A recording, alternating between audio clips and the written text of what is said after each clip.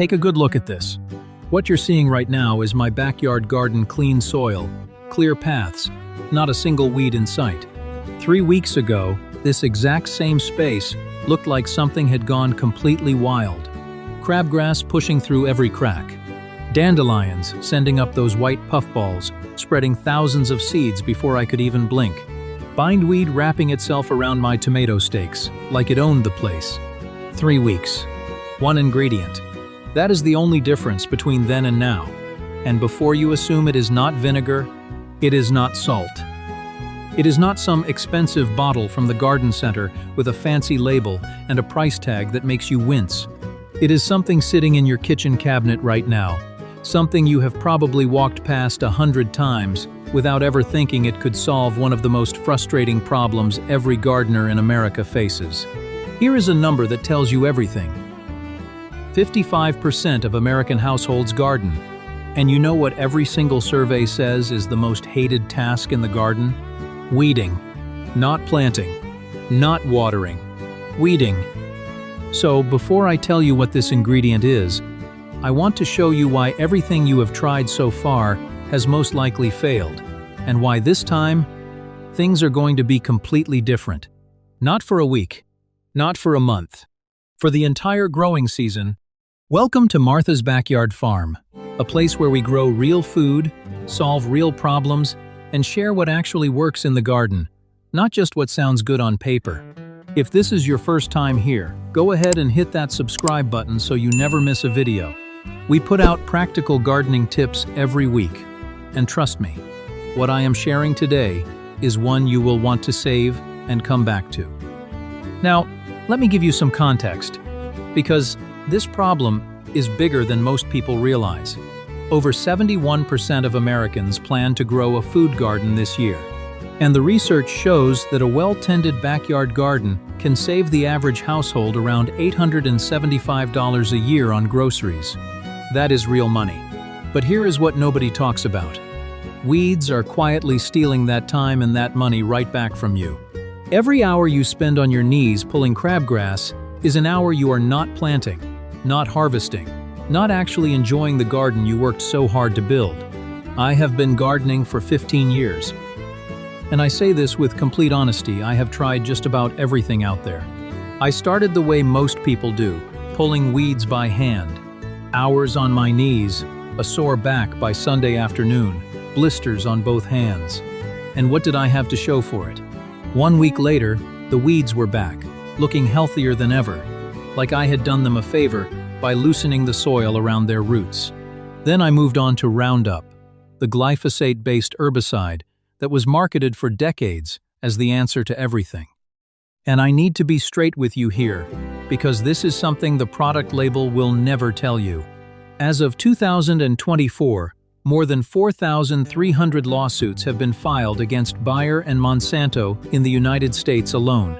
In March of 2025, a Georgia jury awarded over $2 billion to a man who developed cancer after exposure to Roundup. And government testing has found glyphosate residue in roughly 90% of food products sampled, including honey. Cities like San Francisco, Los Angeles, and Berkeley have already banned its use on public land. So yes, it kills weeds, but at what cost to your family, your soil, and your food? After putting the Roundup away, I turned to the home remedies. Vinegar burns the leaves, I will give it that, but the roots survive completely untouched and the weed is back within 10 days.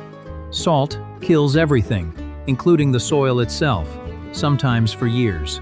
Boiling water works on tiny cracks in the pavement, but pouring it across an entire garden bed is simply not realistic. I had run out of options. And honestly, I had just about accepted that weeds were part of the deal, until something changed everything. The ingredient that changed everything for me is plain baking soda, sodium bicarbonate. The same white powder sitting in your kitchen cabinet right now, probably next to the flour and the sugar, the thing you use for baking or freshening up the fridge. That is it. And before you click away thinking this sounds too simple to be real, stay with me for just another minute, because the science behind why this works is genuinely fascinating, and once you understand it, you will never look at a weed the same way again. Here is the exact formula I use.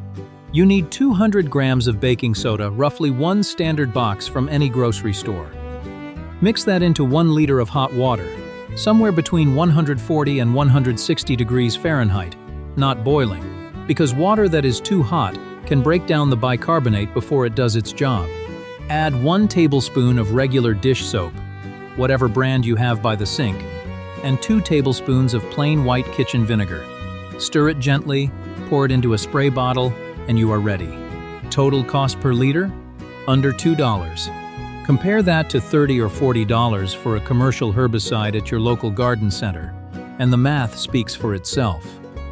Now let me explain exactly why this combination is so effective, because each ingredient plays a specific and essential role. Baking soda is alkaline, and when it lands on a weed's leaf surface, it rapidly shifts the pH in that localized area. Most common weeds thrive in slightly acidic conditions, so that sudden alkaline spike causes immediate cellular stress and begins to shut down photosynthesis. At the same time, the sodium in the baking soda draws moisture out of the plant's cells through osmosis, drying the weed from the inside out. The vinegar then acts as a penetration agent, breaking down the thin, waxy cuticle layer that coats most weed leaves and normally repels water-based solutions. And the dish soap lowers the surface tension of the liquid, which means instead of beating up and rolling off the leaf, the solution spreads into a thin film that covers every single surface. 3 mechanisms hitting simultaneously, the weed simply has no defense against all 3 at once. Now, let me show you how to apply this to the 3 most stubborn weeds in American backyard gardens. For dandelions, set your sprayer to a targeted stream and aim directly into the center rosette, where all the leaves meet this channels, the solution straight down toward the root collar. Always spray in dry weather, and ideally in the early evening when the sun is low and dew has not yet formed, giving the solution the entire night to work. For crabgrass, coat the blades thoroughly from multiple angles and plan to repeat the treatment after 7 days, since crabgrass tends to recover quickly from a single application. For field bindweed, the vine that wraps around everything and sends roots as deep as 14 feet underground, spray as many leaves as you possibly can, because bindweed absorbs the active ingredients through its foliage and carries them downward into the root system. Expect to treat bindweed 3 to 4 times over consecutive weeks, and whenever you are spraying near vegetables or flowers, hold a piece of cardboard between the weed and your plants as a simple shield. It takes 5 seconds and saves you a lot of regret. Now let me walk you through what to expect after you apply this solution, because patience is part of the process, and knowing the timeline will keep you from second-guessing yourself. On day 1, the weed will still look green. You will notice a faint white residue on the surface where the baking soda has settled, but otherwise nothing dramatic. Do not panic and do not reapply. The solution is already working at the cellular level. By day 3, you will start to see the edges of the leaves turning yellow, the blades beginning to curl inward. That curling is the plant losing its internal water balance, the osmosis process pulling moisture out of the cells faster than the roots can replace it. And by day 7, the weed is brown, brittle, and completely dead down to the root collar. Not just the leaves like vinegar does, the root itself. That is the difference that makes this method worth sharing. Before you grab your spray bottle and head outside, there are a few places where you should absolutely not use this solution. And I want to be direct about this, because getting it wrong can cost you a season of hard work. Do not spray it directly over your vegetable beds while crops are growing. This solution does not know the difference between a weed and your lettuce, and it will damage both. Do not use it on your lawn, because it will leave dead brown patches in the grass that take weeks to recover. Be extremely careful around perennial flower beds. If a weed is growing right next to your perennials, use a small brush to apply the solution directly onto the weed's leaves rather than spraying. Keep it away from ponds, rain barrels, and wells. And never apply it to wet foliage, or when rain is forecast within the next 24 hours, because water dilutes the solution and most of it will simply wash away before it can work.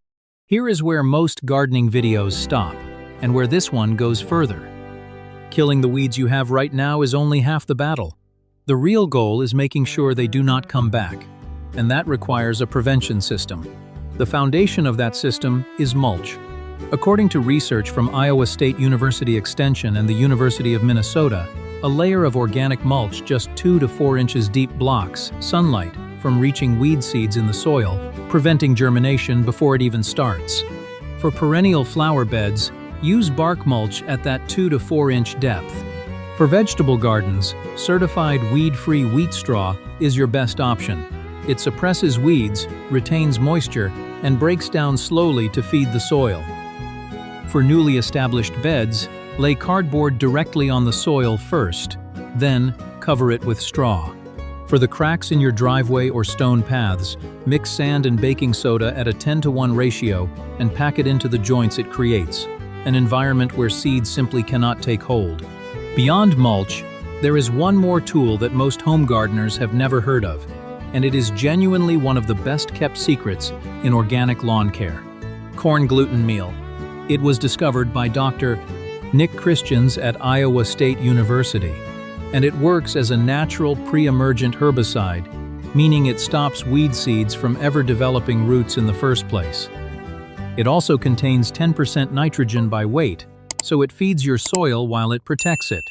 Apply it at a rate of 20 pounds per 1,000 square feet in early spring, right around the time your forsythia shrubs bloom and soil temperatures reach about 55 degrees Fahrenheit. In year 1, expect roughly 60% fewer weeds. By year 3, that number climbs to 95%. And here is the deeper reason why all of this matters. 1 teaspoon of healthy soil contains more than 1 billion living microorganisms, bacteria, fungi, earthworms, all working together to cycle nutrients, aerate the ground, and naturally compete with weed seeds for space and resources. Every time you pour a chemical herbicide into that soil, you are not just killing weeds, you are killing that entire living system. Organic mulch and the baking soda solution leave that ecosystem intact. And a garden with healthy soil fights weeds on its own, getting stronger and more resilient with every passing season. Let me leave you with a simple seasonal plan so you know exactly when to act. In March and April, as soon as weeds start pushing through the soil, apply the baking soda solution, wait 7 days, then clear away the dead plants. In April and May, lay down your mulch and apply corn gluten meal before soil temperatures climb past 55 degrees. Through June and July, walk your garden every 2 weeks and spot spray anything new that appears. We are talking minutes, not hours. In August, top off any mulch that has thinned out and do a quick control spray on problem areas. By September and October, do your final inspection of the season, tidy up, and let your soil rest, knowing you are starting fresh in spring. Total time spent managing weeds all year long? 3 to 4 hours. Compare that to the 45 hours the average gardener loses to hand-pulling every single season, and you start to see what is really possible. A few quick answers before I go. Yes, this solution works beautifully on moss-covering stone walls and paving. For larger gardens, simply scale the recipe up using the same proportions. And always mix fresh. The solution loses potency if it sits overnight. The formula, one more time. 200 grams of baking soda, 1 liter of hot water, 1 tablespoon of dish soap, 2 tablespoons of white vinegar. Under $2. Under 2 minutes to make. Your garden is supposed to be a place that brings you joy, not a place that breaks your back every weekend. Spend that time growing things you love, not fighting things you hate. Now tell me in the comments what weed gives you the most trouble. I read every single one, and I will give you my best advice for your specific situation. If this video helped you today, subscribe to Martha's Backyard Farm so you never miss what is coming next. Because next week, I am sharing how to make a homemade fertilizer that will completely transform your tomato harvest. You do not want to miss that one.